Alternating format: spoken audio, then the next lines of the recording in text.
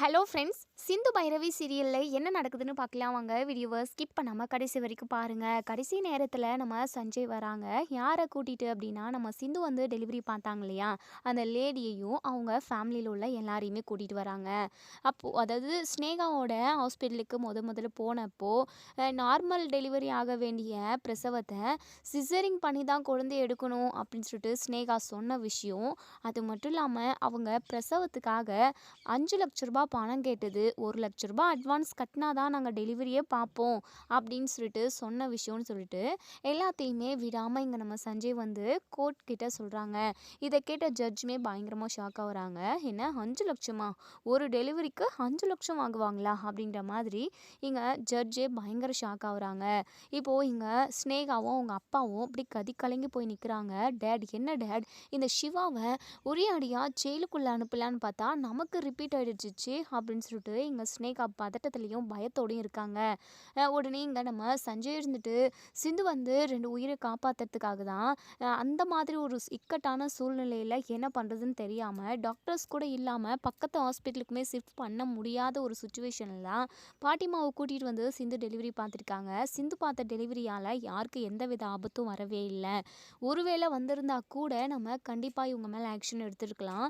அந்த ஒரு இக்கட்டான சூழ்நிலையில் சிந்து வந்து பிரசவம் பார்த்து 2 உயிரை காப்பாற்றிருக்காங்க. இனிமே அவங்க ரூல்ஸை மீறி நடக்க மாட்டாங்க. எப்போவுமே ஹாஸ்பிட்டலில் டாக்டர்ஸ் இருந்துக்கிட்டே தான் இருந்திருக்கணும். சிவாவுமே 2 டாக்டர்ஸை இருக்க சொல்லிட்டு தான் போயிருக்காங்க. அவங்க பர்சனல் ரீசனுக்காக, அதாவது இஷ்யூஸ்க்காக அவங்க லீவ் போட்டிருக்காங்க ஹாஸ்பிட்டலில். அந்த நேரம்னு பார்த்து எந்த டாக்டர்ஸுமே இல்லாமல் இருந்திருக்காங்க. அந்த மாதிரி ஒரு இக்கட்டான சூழ்நிலையில் தான் சிந்து வந்து டெலிவரி பார்த்து 2 உயிரையுமே சேதாரம் இல்லாமல் காப்பாற்றிருக்காங்க. இனிமேல் இப்படி ஒரு தப்பு நடக்கக்கூடாது, நடக்காமல் அவங்க பார்த்துப்பாங்க. அதே சமயம் இவங்க அதாவது சிந்து வந்து டெலிவரி பார்த்ததுனால தான் இவங்க 2 உயிரும் காப்பாற்றப்பட்டுச்சு. அது மட்டும் இல்லாமல் அதுக்கு முன்னாடியே ஸ்னேகாவோட ஹாஸ்பிட்டலுக்கு போயிருக்காங்க. அங்கே போனவங்க நியாயமான முறையில் அவங்க காசு வாங்கி டெலிவரி பார்த்துருந்தாங்க. அதுவும் நார்மல் டெலிவரி பார்த்துருந்தாங்க அப்படின்னா ஸ்னேகாவை பாராட்டியிருக்கலாம். ஆனால் ஸ்னேகா பணம் கேட்டு தொந்தரவு பண்ணி அட்வான்ஸ் கட்டினா தான் நாங்கள் டெலிவரியே பார்ப்போம் அப்படின்னு சொல்லிட்டு இவங்க முரட்டுத்தனமாக நடந்துக்கிட்டு இருந்திருக்காங்க. பெற்றவங்க ரொம்பவே அழுது கெஞ்சி கேட்டிருக்காங்க. பனிக்கூடம் உடஞ்சிருச்சு, ரொம்பவே வழியில் துடிச்சிக்கிட்டு இருக்கா, டெலிவரி பாருங்கள், அப்புறம் எதுவாக இருந்தாலும் பேசிக்கலான்னு சொல்லிட்டு எத்தனையோ டைம் எடுத்து சொல்லியிருக்காங்க. ஆனால் அதை கொஞ்சம் கூட அவங்க காதில் வாங்கிக்காமல் பணம் கட்டினா மட்டும் தான் நாங்கள் சிசரிங் பண்ணுவோம் அப்படின்னு சொல்லிட்டு இப்போது அவங்க ஸ்னேகா டாக்டர்கிட்ட பணம் கட்ட முடியாத ஒரே காரணத்தினால தான் அன்னபூர்ணி ஹாஸ்பிட்டலுக்கு இவங்க எல்லாருமே போயிருக்காங்க. சிந்து வந்து நார்மல் டெலிவரி பண்ணியிருக்காங்க.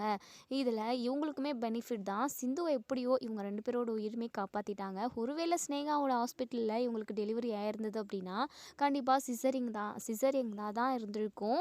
அது மட்டும் இல்லாமல் 5 லட்ச ரூபாய் இவங்க அநியாயமாக வாங்கி சாப்பிட்ருந்துருப்பாங்க. இது ரொம்ப தப்பு தானே ஜட்ஜையா அப்படின்ற மாதிரி ஜட்ஜு கிட்ட இங்கே நம்ம சஞ்சய் வந்து சொல்லிக்கிட்டு இருக்காங்க.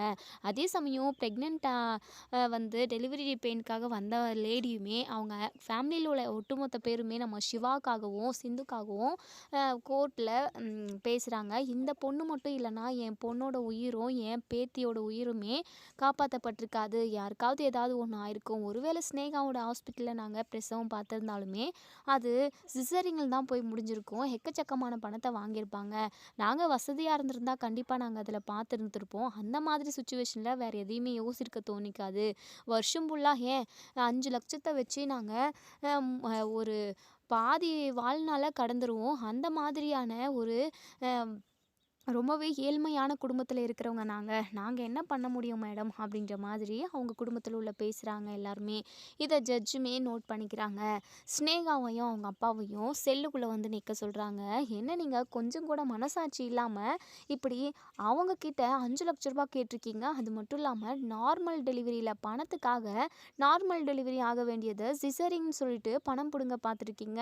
பணத்தை கட்டலை அப்படின்னு சொல்லி தெரிஞ்சதும், வசதி இல்லை அவங்க அப்படின்னு சொல்லி தெரிஞ்சதும் ஹாஸ்பிட்டல விட்டே துரத்திருக்கீங்க. நீங்களும் ஒரு பொண்ணு தானே! ஒரு பொண்ணு வழியில துடிச்சுக்கிட்டு இருக்கப்போ, பணத்த பத்தி தான் நீங்க யோசிச்சு பார்ப்பீங்களா? கொஞ்சமாவது மனசாட்சின்னு ஒண்ணு இல்ல. ச்சீ! நீங்கலாம் டாக்டருக்கா படிச்சீங்க? டாக்டருக்கு படிக்கிறதுக்கு முன்னாடி பேசிக்கே என்ன தெரியுமா? ஏழை, பணக்காரன், அவன் உயர்ந்தவன், இவன் தாழ் ஜாதி அப்படின்னு சொல்லிட்டு எதையுமே பார்க்கக்கூடாது. நல்லவங்களோ, கெட்டவங்களோ ஆபத்துன்னு வரப்போ நீங்க அ எல்லாருக்குமே ஒரே மாதிரியான ட்ரீட்மெண்ட்ட தான் பார்க்கணும். பணக்காரன் இருந்தா தான் ட்ரீட்மெண்ட் பார்ப்போம். இல்லன்னா இல்ல. பணத்த கட்டினா மட்டும் தான் யாருக்கா இருந்தாலுமே உயிர காப்பாத்துவோம். இல்ல அந்த உயிர் போனாலும் போயிட்டு போகுதுன்ற ஒரு அடிப்படையில தான் நீங்க இப்படி ஒரு வேலைய பார்த்துருக்கீங்க. இனிமே உங்களோட ஹாஸ்பிட்டலுக்கு நாங்க சீல் வைக்க போறோம். இப்படி வசதியே இல்லாத ஜனங்க கிட்ட புடுங்கி சாப்பிடணுன்றது நீங்க அந்த மாதிரி ஒரு எண்ணத்தோட அந்த ஹாஸ்பிட்டல ரன் பண்றது யாருக்குமே நல்லது இல்ல. அது மட்டும் இல்லாம நீங்க நார்மல் டெலிவரி ஆக வேண்டியத சிசேரியன் சொல்லியிருக்கீங்க. அப்போ நீங்க எவ்வளோ பெரிய ஆளா இருப்பீங்க. உங்கள மாதிரி காட்டு மிராண்டித்தன அதாவது மக்களுக்கு அதாவது உங்கள மாதிரி ஒரு டாக்டர்ஸ்க்கு இந்த மாதிரி ஒரு ஹாஸ்பிட்டல் இருக்கவே கூடாது. தனியாரா பிரைவேட்டா இருந்தாலுமே உங்களோட ஹாஸ்பிட்டலுக்கு நான் சீல் வைக்க சொல்றேன் அப்படின்னு சொல்லிட்டு எழுதிடுறாங்க. இங்க ஸ்னேகாவுக்கு பயங்கர அதிர்ச்சியா இருக்கு. அப்பா என்னப்பா இதெல்லாம் அப்படின்னு சொல்லிட்டு உடனே இங்க அவங்க அப்பா இருந்துட்டு, மேடம் என்ன மேடம் நான் யாருன்னு சொல்லி தெரியாம நீங்க எனக்கு ஜட்ஜ்மெண்ட் எழுதுறீங்களா? ஜட்ஜ்மெண்ட் உங்களோட தீர்ப்பெல்லாம் எங்களால ஏத்துக்க முடியாது. எங்களோட ஹாஸ்பிட்டல் வழக்கம் போல ரன் ஆகிக்கிட்டு தான் இருக்கும். அ ஏன் டெலிவரிக்காக நாங்க பணம் வாங்குறோம். என்ன அவ்வளோ படிச்சு கஷ்டப்பட்டு முன்னேறி வந்து ஹாஸ்பிட்டல தொடங்கியிருக்கோம். ஏன் எக்கச்சக்கமான பணத்த கொட்டி தானே நாங்களும் படிக்க வச்சோம். நீங்க என்ன இலவசமா படிக்க வச்சுட்டீங்களா என்ன? அப்படின்னு சொல்லி கேட்கவும், உடனே ஜட்ஜ் சொல்றாங்க, ஏழை எளிய மக்களுக்கு தான் கவர்மெண்ட்டுன்னு ஒண்ணு இருக்குல்ல. கவர்மெண்ட்ல இலவசமா தானே படிக்க செய்ய சொல்லியிருப்பாங்க. உங்க பொண்ணு ஒழுங்கா படிச்சிருக்க மாட்டாங்க. பணத்த கட்டி நீங்க உங்க வசதிய அவங்க கிட்ட காட்டி ஒரு வழியா படிச்சாங்களோ, படிக்கலையோ டாக்டர் பட்டத்த வாங்கிட்டீங்க. அப்படிதானே? உங்க பொண்ணு இனிமே யாருக்குமே ட்ரீட்மெண்ட் பார்க்கக்கூடாது. அதுதான் என்னுடைய தீர்ப்பு. இந்த மாதிரி ஒரு டாக்டரு இந்த ஊருக்கு வேண்டவே வேண்டாம். சிவா மாதிரி ஆளுங்க தான் இந்த உலகத்துக்கே வேணும். எத்தனையோ பேர் வசதியே இல்லாம இருக்காங்க. அவங்க கிட்டலாம் பணத்த கேட்டு தொந்தரவு பண்ணி தான் நீங்க ட்ரீட்மெண்ட் பார்க்கணுமா? உயிர் போற நிலைமையில கூட நீங்க இப்படி ஒரு வேலைய பார்த்துருக்கீங்க. நான் சொன்னது சொன்னது தான். என்னுடைய தீர்ப்பு கண்டிப்பா நடந்து தான் ஆகணும். சிவா உங்களோட ஹாஸ்பிட்டல நீங்க ரீஓப்பன் பண்ணலாம். உங்களால நிறைய ஏழை எளிய மக்கள் வந்து டெய்லியும் பயனடையணும் அப்படின்றது தான் என்னுடைய விருப்பம். உங்கள நாங்க ரிலீஸ் பண்றோம். அது மட்டும் இல்லாம ஹாஸ்பிட்டலுக்குன்னு ஒரு ரூல்ஸ் இருக்கு. அத வந்து நீங்க எல்லாருமே ஃபாலோ பண்ணணும் அப்படின்னு சொல்லிட்டு, ரொம்ப நன்றி மேடம் அப்படின்னு சொல்லிட்டு நம்ம சிவாவுமே வராங்க. அது மட்டும் இல்லாம இங்க ஸ்னேகாவோட அப்பாவுக்கும் பயங்கர நோஸ் கட்டா இருக்குது. அது மட்டும் இல்லாமல் அவங்க ஹாஸ்பிட்டலில் அவங்க கையை விட்டு போச்சுன்னு தான் நம்ம சொல்லணும். இப்போது அவங்க வந்து மற்றவங்களுக்கு கெடுதல் பண்ணாங்க. அதனால் இப்போ அவங்களுக்கே கடவுளாக பார்த்து ஒரு அதுக்கான தண்டனையை கொடுத்துட்டாங்கன்னு தான் சொல்லணும். எப்போவுமே நம்ம மற்றவங்களுக்கு நல்லது நினைக்க முடியல அப்படின்னாலுமே மற்றவங்களுக்கு கெடுதல் பண்ணாமல் இருந்தாவே போதுன்ற மாதிரி தான் அந்த மாதிரி தான் இந்த ஸ்னேகாவுமே யார் எப்படி போனாலும் பரவாயில்ல, பணம் தான் முக்கியம் அப்படிங்கிற மாதிரி அவங்க யோசிப்பாங்க. இப்போது இங்கே சஞ்சய் வந்து ஸ்னேகா முன்னாடியும் ஸ்னேகாவோட அப்பா முன்னாடியும், என்ன ஸ்னேகா என்ன இப்படி ஒரு ட்விஸ்ட் நடக்கும்னு சொல்லிட்டு நீ எதிர்பார்த்துருக்கவே மாட்டல்ல, அதான் தப்பு பண்ணால் தண்டனையை அந்த கடவுள் எந்த விதத்துலனாலையும் கொடுத்துருவாரு அப்படின்னு சொல்லிட்டு இங்கே சஞ்சய் சொல்லவும், உடனே தேவராஜுக்கு பயங்கரமாக கோவம் வருது. நீ எங்களை மட்டும் இல்லை எங்களோட ஹாஸ்பிட்டல்லையுமே கையை விட்டு நீ நழுவ விட்டுட்ட. உன்னை விடவே மாட்டேன்டா. கண்டிப்பாக நீ உயிரோடவே இருக்க மாட்டே அப்படின்னு சொல்லிட்டு உடனே இங்கே சஞ்சய் இருந்துட்டு, நான் யாரை பார்த்துமே பயப்படுற ஆள் கிடையவே கிடையாது. உங்களை மாதிரி ஆட்களுக்கு சரியான தண்டனையை வாங்கி கொடுக்கறதுக்காக தான் என்ன மாதிரி போலீஸ் ஆஃபீஸர்லாம் இருக்காங்க. நீங்கள் அதாவது எப்பாடு பட்டாலும் எங்கே போய் மேல் இடத்துல பணத்தை கட்டினாலுமே உங்களோட ஹாஸ்பிட்டல் திரும்ப உங்களுக்கு கிடைக்க போகிறது கிடையாது அப்படின்னு சொல்லிட்டு சஞ்சய் கெத்தா சொல்கிறாங்க. அதே சமயம் இன்னொரு விஷயத்தையுமே நான் கண்டுபிடிச்சிருக்கேன். 20 கோடி ரூபாய் மெடிக்கல் கேம்பில் ஏமாற்றப்பட்டுச்சு. அதுவும் சிவா தான் ஏமாத்தினது அப்படின்னு சொல்லிட்டு உங்கள் பொண்ணு சொல்லிக்கிட்டு இருந்தாங்களே, அது யார் ஏமாத்தினாங்கன்றதை நான் கண்டுபிடிச்சிட்டேன். உங்கள் 20 கோடி ரூபாய் பணத்தை ஏமாத்தினது உங்களுக்கே தெரியாமல் எடுத்து ரவுடி பசங்களுக்கு செலவழிச்சதுன்னு சொல்லிட்டு எல்லாமே உங்கள் பொண்ணு ஸ்னேகா தான் அப்படின்னு சொல்லிட்டு இப்போ சஞ்சய் உண்மையை சொல்லவும், இதை கேட்ட எங்கள் தேவராஜுக்கு பயங்கர அதிர்ச்சியாக இருக்குது. ஸ்னேகாவுக்கு அப்படியே கதி கலங்குது. ஐயோ, டேடுக்கு இவனுக்கு எப்படி தெரியும், டேடுக்கும் இப்போ தெரிஞ்சு போச்சே அப்படின்னு சொல்லிட்டு ஸ்னேகா இங்கே ஒரு பக்கம் நடுநடுங்க. உடனே தேவராஜ் இங்கே ஸ்னேகாவை திரும்பி பார்க்கவும், டேட் அது வந்து டேட். உடனே இங்கே தேவராஜ் திரும்பி பல்லார்னு ஒரு அறை விடுறாங்க ஸ்னேகாவுக்கு. டேட் என்ன டேட் பண்ணிக்கிட்டு இருக்கீங்க, பின்ன என்ன பண்ண சொல்கிற, இப்போ ஹாஸ்பிட்டலும் கையை விட்டு போச்சு, அது மட்டும் இல்லாமல் 20 கோடி ரூபாய் சும்மாவா அது, நீ ஒரு ரூபாவும் கஷ்டப்பட்டு உழைச்சிருந்தா தானே உனக்கு பணத்தோட அருமை என்னன்னு தெரிஞ்சிருக்கும். நான் எப்படியெல்லாம் கஷ்டப்பட்டு சேர்த்துன பணம் ஒரே அடியாக 20 கோடி ரூபாவை என்னடி பண்ணேன், கடைசியில் அந்த சிவா மேலே பழிய போட்டு அந்த பணம் எங்கடி அப்படின்னு சொல்லிட்டு பயங்கர கோவமாக கேட்குறாங்க. ஸ்னேகா இருந்துட்டு அது வந்துப்பா, நான் ஆட்களை வச்சு தான் இப்படியெல்லாம் ஒரு வேலை பண்ண சொன்னேன், அது மட்டும் இல்லாமல் சிவா மேலே பழிய போடுறதுக்காக எனக்கு நிறைய பணம் தேவைப்பட்டது, ரவுடிங்களுக்கெல்லாம் கொடுக்கறதுக்கு சரியாக போச்சுப்பா அப்படின்னு சொல்லிட்டு எங்கள் ஸ்னேகா சொல்லவும், இதை கேட்டு தேவராஜுக்கு அப்படியே பத்திக்கிட்டு எரியுது. ஏய், உனக்கு உன்னெல்லாம் நான் என்ன இந்த விவசாயம் செய்வாங்களே, விவசாயம் செய்யறது எந்த அளவுக்கு கஷ்டம் உனக்கு தெரியுமா, கண்டிப்பாக தெரியாது, தெரிஞ்சிருக்க கூட கூடாது. நீ ஃபஸ்ட்டு இந்த விவசாயம் பண்ணுவாங்கள்ல, அங்கே போயிட்டு ஒரு நாளைக்கு 200 ரூபா 250 ரூபா கூலி வாங்கிக்கிட்டு நாள் ஃபுல்லாக உனக்கு செஞ்சாதான் பணத்தோட அருமை என்னன்னு தெரியும். உன்னெல்லாம் சொகுசாக வளர்த்தல என்ன சொல்லணும், 20 கோடி ரூபாவை வேஸ்ட்டாக நீ செலவழிச்சிருக்க. அந்த சிவாவை கல்யாணம் பண்ணிக்கணும்னு சொல்லிட்டு நீ ஆசைப்பட்டதெல்லாம் ஓகே தான், ஆனால் ஆஃப்டர் ஆல் அந்த அவனுக்காக நீ 20 கோடி ரூபாவை செலவு பண்ணணுமா, அதுவும் நான் கஷ்டப்பட்டு சம்பாதிச்சது. இங்கே பார், என் முகத்திலே முழிக்காத நீ அப்படின்னு சொல்லிட்டு எங்கள் தேவராஜ் பயங்கர கோவமாக அங்கேருந்து போயிடுறாங்க. ஸ்னேகா பயங்கர கோவமாக எங்கள் சஞ்சயை முறைக்கவும், சஞ்சய் இருந்துட்டு என்ன முறைக்கிற, உன்னுடைய கேடி வேலை உன் அப்பனுக்கு தெரிஞ்சிருச்சு, நீங்கள் 2 பேருமே கேடிங்க தான், உன் அப்பனுக்கே நீ இது கேடி வேலை பார்த்து வச்சுருக்க. போ எப்படியும் வீட்டில் பயங்கரமாக சண்டை தான் போல், 20 கோடி ரூபாவை அசால்ட்டாக ரவுடிங்களுக்கு கொடுத்து செலவு பண்ணியிருக்க. நீ பெரிய ஆளுதாம்மா, பாவம் ஏழை எளிய மக்கள்கிட்ட ஏமாற்றி நீங்கள் கோடி கோடியாக சம்பாதிச்சதெல்லாம் எப்படி ஏதாவது ஒரு வழியில் வீணாக தான் போகும் அப்படின்னு சொல்லிட்டு உடனே இங்கே நம்ம பைரவி கிளாப் பண்ணிக்கிட்டே வந்து, சூப்பர் சஞ்சய், செம்மையாக சொன்னீங்க, பின்ன இவ்வளோ மாதிரி ஆட்களுக்கெல்லாம் இப்படி தான் நடக்கணும் சஞ்சய், கரெக்டான டைமுக்கு வந்து நீங்கள் எப்படியோ சிவாவை காப்பாற்றிட்டீங்க, சிவாவோட ஹாஸ்பிட்டலை காப்பாற்றிட்டீங்க, அது மட்டும் இல்லாமல் இவங்களுக்கு சரியான தண்டனையை வாங்கி கொடுத்தீங்க. அது மட்டுமா, இந்த கேடி எவ்வளோ பெரிய திருட்டு வேலையை பார்த்துருக்கு அப்படின்றதையும் அவங்க அப்பனுக்கு ப்ரூவ் பண்ணிட்டீங்க. இனிமேல் அவன் அப்பனுக்கும் இவளுக்கும் டிஷும் தான். இவ கோடி கணக்கில் எடுத்து இறச்சி விட்டுருக்கா. எவ்வளோ பேர்கிட்ட ஏமாற்றி சம்பாதிச்ச பணமோ கண்டிப்பாக இவங்களுக்கெல்லாம் தக்கவே தக்காது சஞ்சய் அப்படின்னு சொல்லிட்டு, ஆமாம் பைரவி அப்படின்னு சொல்லிட்டு பேசி சிரிச்சுக்கிட்டு இருக்காங்க இங்கே ஸ்னேகாவை பார்த்து. ஸ்னேகாவுக்கு பயங்கர கடுப்பாகுது. அங்கேருந்து கிளம்பி போயிடுறாங்க. இப்போது சிவாவை போயிட்டு ஓடி போய் சிந்து கட்டி பிடிச்சிக்கிறாங்க. சிவா அப்படின்னு சொல்லிட்டு, டாக்டரே உங்களை ரொம்ப அடிச்சிட்டாகல, எல்லாமே என்னால் தான் டாக்டரே, நான் மட்டும் பிரசவம் பார்க்காம இருந்திருந்தா கண்டிப்பாக உங்களுக்கு இப்படி ஒரு நிலமை வந்திருக்காது இல்லை அப்படின்னு சொல்லிட்டு, இல்லை சிந்து, இக்கட்டான சூழ்நிலையில் அந்த லேபர் பெயினில் வந்தவங்கள டெலிவரி பார்த்து 2 பேரோட உயிரையும் காப்பாற்றினது நீ, அந்த புண்ணியெல்லாம் உன்னை தான் வந்து சேரும் சிந்து, நீ எதை நினச்சி கவலைப்படாத அப்படின்னு சொல்லிட்டு அதாவது ஹக் பண்ணிக்கிட்டே பேசிக்கிட்டு இருக்காங்க. நம்ம பைரவியுமே அதை பார்த்து ரொம்பவே சந்தோஷப்பட்டுக்கிட்டு இருக்காங்க. இங்கே சஞ்சய் வந்து பைரவியை பார்த்து விட்டுக்கிட்டு இருக்கவும் இதெல்லாம் பார்த்துக்கிட்டு இருந்த ஆறுமுகத்துக்கு பயங்கரமாக டென்ஷன் ஆகுது.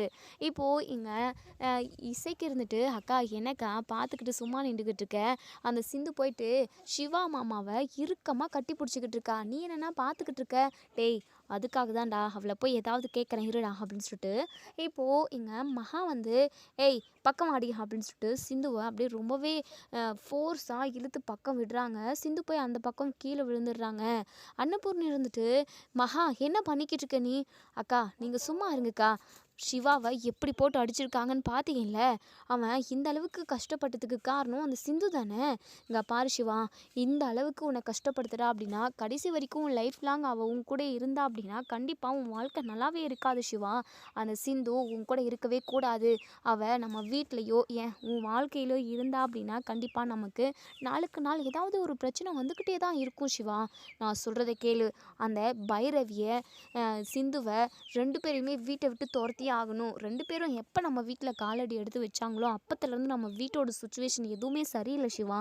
நான் சொல்றத கேளு. நம்ம வீட்டோட நல்லத நெனச்சு நீங்க இவங்க 2 பேரையுமே வீட்ட விட்டு வெளிய தொரத்தணும் அப்படின்னு சொல்லிட்டு மகா வந்து பயங்கர ஆக்ரோஷமா பேசவும், உடனே இங்க பைரவி இருந்துட்டு, "அத்தை நான் என்ன தப்பு தப்பு பண்ணேன்? நான் மட்டும் இல்ல. சிந்து மட்டும் என்ன தப்பு பண்ணிட்டா? எதுக்காக நாங்க 2 பேரும் வீட்ட விட்டு போகணும்? இங்க பாருங்க கண்டிப்பா எங்களால வீட்ட விட்டு போகவே முடியாது. அ சிவாவும், சிந்துவும் ஒண்ணு சேர்ந்து சந்தோஷமா தான் வாழ்வாங்க. அது மட்டும் இல்லாம, நானும் எங்க வீட்ல தான் இருக்க போறேன். எங்க 2 பேரையும் வீட்ட விட்டு தொரத்திட்டு, நீங்க அன்னபூர்ணியாத்த சேர்த்து வச்ச சொத்து சோகத்த எல்லாத்தையுமே நீங்க யாருக்காவது வித்துட்டு நீங்க அனுபவிக்கலான்னு நினைக்காதீங்க. அது எதையுமே நாங்க நடக்க விட மாட்டோம் அப்படின்னு சொல்லிட்டு, எங்க பைரவி வந்து மகா கூட கூட கூட பேசவும், மகாவுக்கு பயங்கரமா கடுப்பாகுது. உடனே அன்னபூர்ணி இருந்துட்டு, "மகா இதெல்லாம் நம்ம இங்க வச்சு பேச வேண்டாம். அது மட்டும் இல்லாம சிந்துவும், பைரவியும் எதுக்காக வீட்ட விட்டு போகணும்? நம்ம எதுவா இருந்தாலும் வீட்டுக்கு போய் பேசிக்கலாம் வா மகா" அப்படின்னு சொல்லிட்டு, "இங்க பாருங்கக்கா இந்த பைரவி வீட்டுக்கு சரி நம்ம இந்த சிவாவ கூட சிந்து ஒண்ணு சேர்ந்து வாழவே கூடாது. சிந்து வீட்டுக்கு வரவே கூடாதுக்கா" அப்படின்னு சொல்லிட்டு, "இங்க பாரு மகா நான் சொல்றத கேட்பியா மாட்டியா? வா நீ" அப்படின்னு சொல்லிட்டு கார்ல கூட்டு உட்கார வைக்கிறாங்க. வீட்டுக்கு போனதுமே மகா வந்து பயங்கர டென்ஷனா பேசுறாங்க. "சிவா இங்க பாரு சிவா, நான் சொன்னது சொன்னது தான். இந்த சிந்து உன் கூட இருக்கவே கூடாது. அக்கா நீங்களாவது சொல்லுங்கக்கா சிவாக்கு. சிவாவுக்கு ஏதாவது ஒரு ஆபத்து வருது அப்படின்னா, இந்த சிந்து மூலமா தான்க்கா வருது.